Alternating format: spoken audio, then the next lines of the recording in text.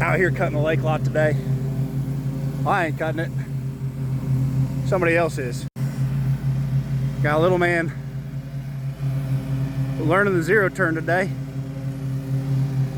He's worked really hard this week, and it's nice to have a property that allows this.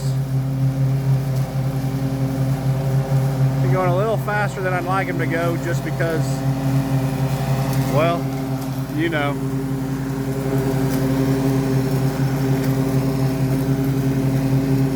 Oh, but it's a lot easier for him to get underneath them trees than me, that's for dang sure. There we go. Straightens it back up. Now, is he going swimming?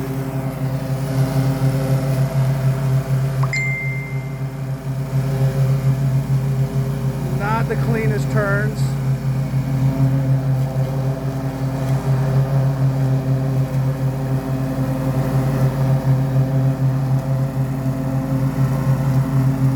But for being a young buck out here,